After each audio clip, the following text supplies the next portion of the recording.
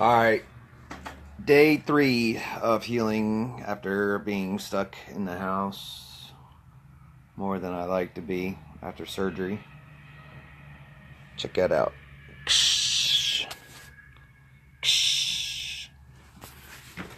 I'm waiting on my brother to get here. He is bringing me some stuff that I need.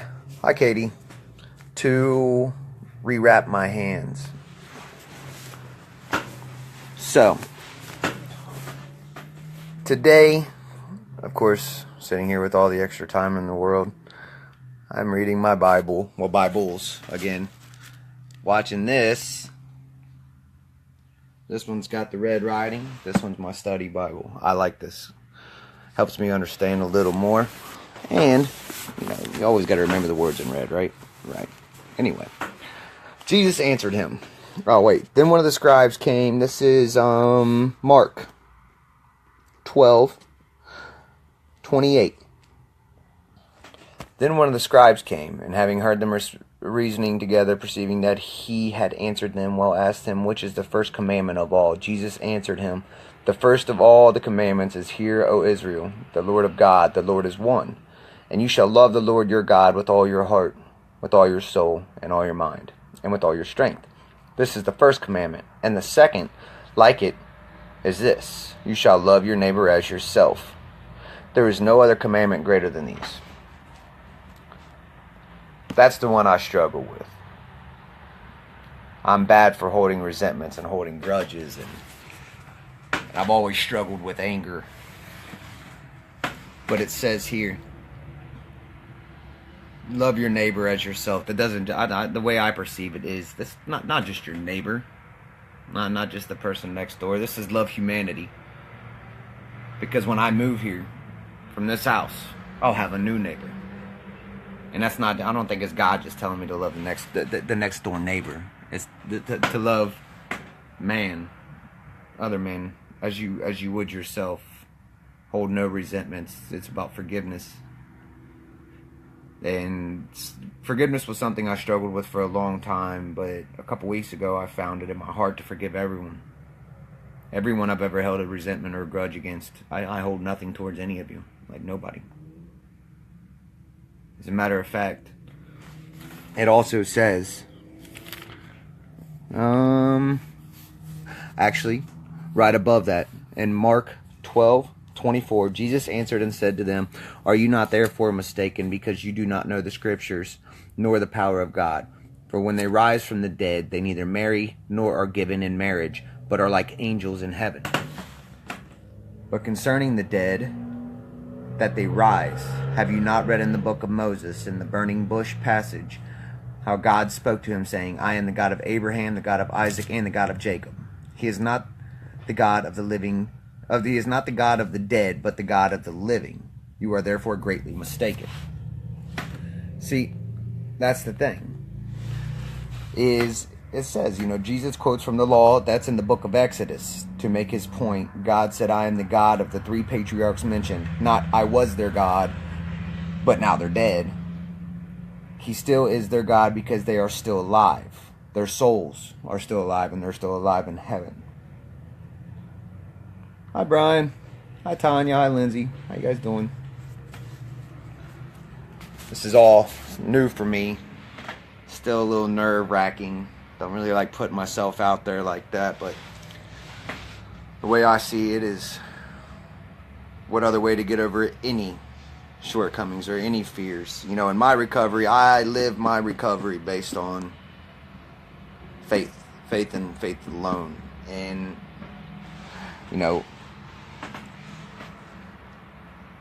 what do we got to believe in if not this? I mean, I cannot think of a better ending than becoming an angel.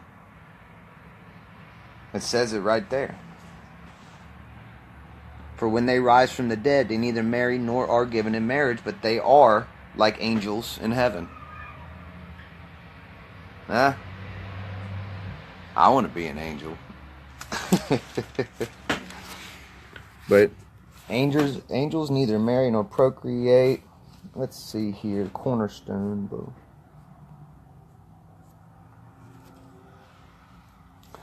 See, this is crazy. Because, I mean, I've literally lived my life filled with resentments, and I still struggle today, every day. Every single day, I still have negative thoughts running through my head, and it's a battle. I battle with my own mind,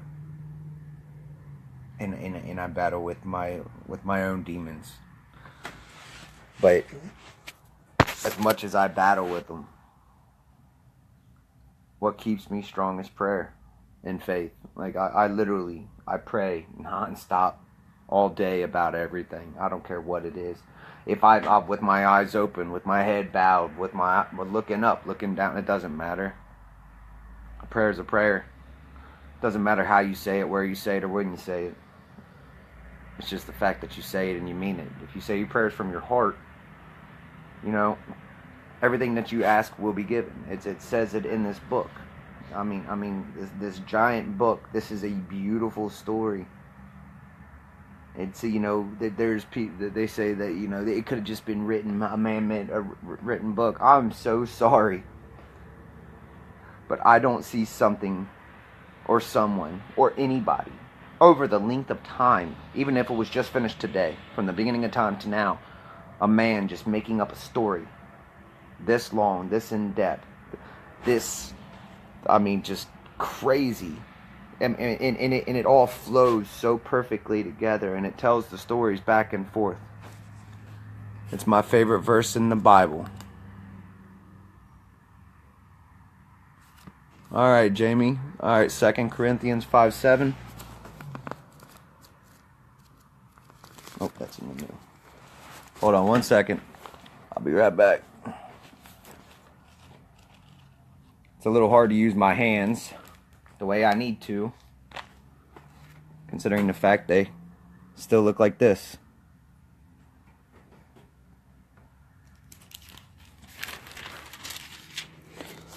Alright, this one's for you, Jamie. 2 Corinthians 5:7. For we walk by faith, not by sight. We are confident, yes, well pleased rather to be absent from the body and to be present with the Lord. Alright, let's jump back a verse on that one. So we are always confident, knowing that while we are at home in the body, we are absent from the Lord. For we walk by faith, not by sight. That's true, right there. I mean,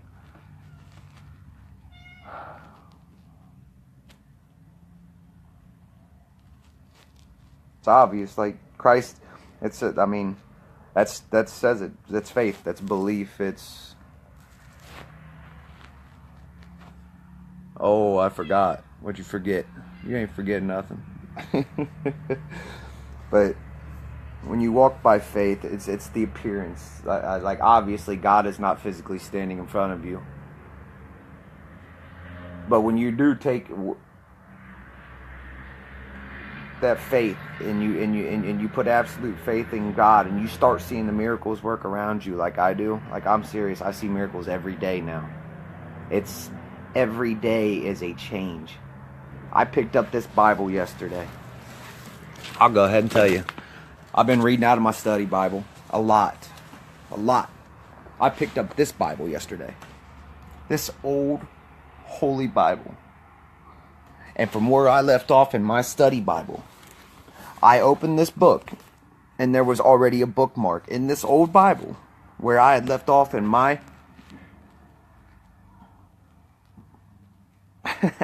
Oh, you're fine. Come on, you know me. I'm tougher than that. A couple little cuts on my hands ain't gonna hold me back.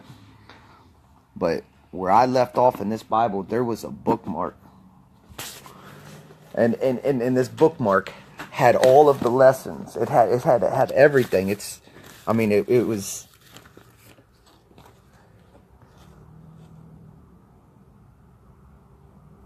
It's my girlfriend's grandmother's old Bible. No, Brian, I'm at my house. I live in Eastgate, buddy. This is my house. Ladies and gentlemen, welcome to Kurt's house. This is Kurt's chair. Here, would you guys like a quick tour? Huh? That is Kurt's chair. Yes, sir. There's Kurt's couch. Well, mine and my girlfriend's. We live together, and we will be having a little baby girl very soon. By the way. Anyway, I opened this book. Hi, Rebecca.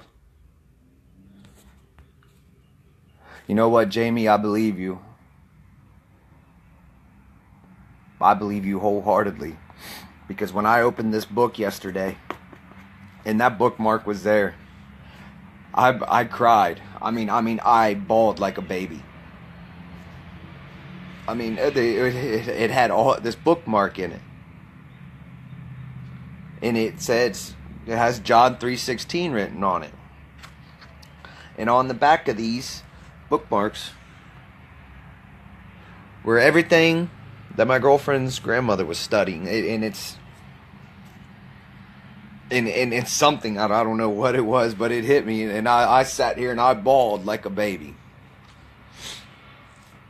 And I cannot get enough of this. And I've been told to just stop and slow down. You're coming on too strong. You're taking on too much. At this point, with my faith, there's never too much. Anyone who doubts me, come get me. Everyone who doesn't, thank you. I love every one of you.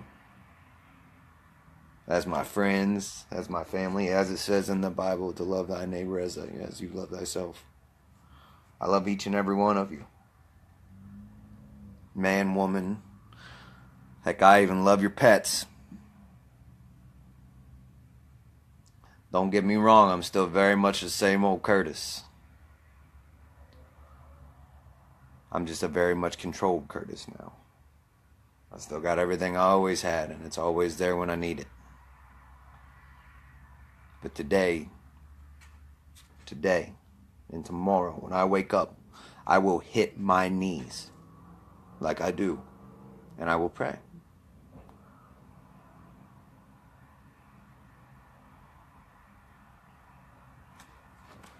You know what, Jamie? I will go check out that video. I really will. I'm waiting on Kenny to get here. I was hoping he would show up. Him and his pregnant old lady.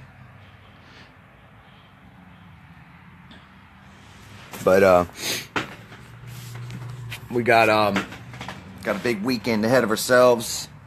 I'm a baseball coach on my girlfriend's son's baseball team, the Amelia Steelers. Go Amelia Steelers, rock on. Today's draft day, ladies and gentlemen. The Bengals, Who Day, coming out on top this year, I promise. And come on, Kenny. I was wanting everybody to see Kenny. He calls me, and his girlfriend's pregnant, and she's screaming, and they're arguing, and he says, I don't know, you see what I got to deal with? You see what I got to deal with? I started laughing. I said, yep, I deal with it too, buddy. Mine's pregnant too. Our girlfriends are 2 months apart, and I think that's awesome. I told him, I said, you got to deal with it. You made her that way. You're the one who chose to have a baby with her. So I struggle with it too. I get mad at my girlfriend. I get so mad. I still have that fire in me. That's something I can't put out all the way. When you start, you know what I mean, the screaming starts, the yelling starts, I can't help it. I get so mad. And then I pray. And I remember. None of it's in vain. Because in a very short period of time, she's going to pop me out a beautiful little baby girl. Love you too, Brian.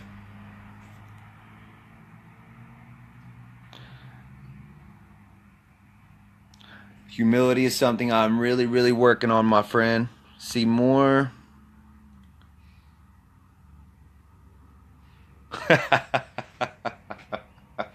I know. Kenny the big crybaby, right? We love you too, Jamie. Always have, always will. You already know that. You always have, and you always will. You know, it's not just the way we were raised. It's not just our families that make us who we are. It's our experiences, and it's the people we meet throughout our lives. And I have felt goodness in each and every one of my friends. The goodness that they have to offer the world. And whether we know it or not, it's that goodness.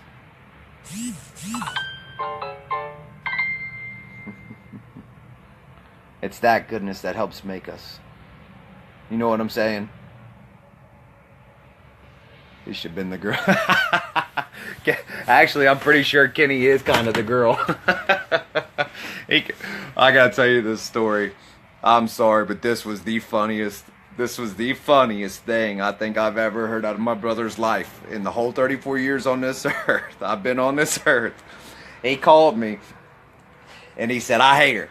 I hate her. And I said, what's wrong? What do you mean? What's wrong with you? He said, he said, well, all she does is scream. Da, da, da. I said, well, what are you doing? He said, I'm sitting out in her car. I locked myself in her car with a tub of ice cream. And I'm sitting here and I'm eating the ice cream. So what he did, he said he walked by. She was going off on him, this and that and that and this, which she does make him watch what he eats, looks out for his health. Thank you. Thank you, sister-in-law. I love it. And she makes him. So she yells at him. So he gets mad. I guess she's doing her pregnant thing. Hormones going crazy off the wall, which is okay. But she went. He said, I grabbed a tub of ice cream, I slammed the freezer, and I walked by her, and she said, where are you going? And he said, I'm going outside, and I'm eating this whole thing. And he called me from the car, locked himself in so she couldn't get him. I said, Kenny, get out of the car and go back inside. Now, I love him. I love my brother. Yeah, everybody knows this. That's my big brother. And I love him very much. And I'm so proud of my little sister. She's got a job. You guys get a chance when the new Dollar Tree in Bethel opens. If you're out that way, stop up and see Cassie. She'll be up there. She got her job up there, and I'm proud of her, and she's trying hard. One thing I will not accept is anybody putting my family down or any of my loved ones down. And I'm pretty sure everybody knows this. One thing about me is I love my family. Each and every one of them. And my friends. Like I said, I'm still very much the same Kurtis. Except now I think before I act. But I love you guys.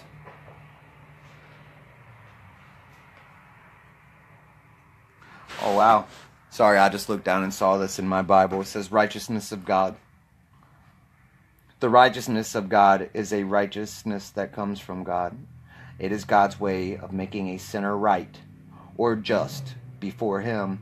Luther defined the righteousness of God as a righteousness valid before God, which a man may possess through faith. None are as righteous as God.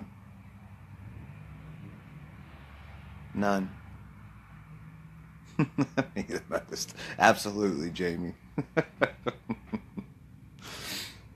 None are as righteous as God. None are as righteous as Jesus. It's you know, all men sin. It says that too. See? I haven't tried that yet. I haven't really thought about saying, what would Jesus do before I do anything, Brian? I really haven't. But that's a good idea. But from the time I wake up to the time I go to bed, I do my best. And I try my hardest to make the right decisions every day. I'm not always right. Why would I be? I'm human. But God knows I'm trying. And I love each and every one of you guys. God, oh, that hurt, sorry. And it is time for me to make lunch. I had a protein bar for breakfast.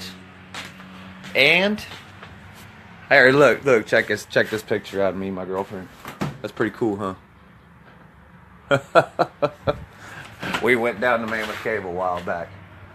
And look, doctor says don't work out, don't do anything to stress your hands. What if I wrap it around my forearms and do some band stretch workouts, right? Huh? Stay healthy, folks. I love each and every one of you. Keep the faith. If I can do it, you can do it. Peace out, y'all. Well, if I can hit the daggone button.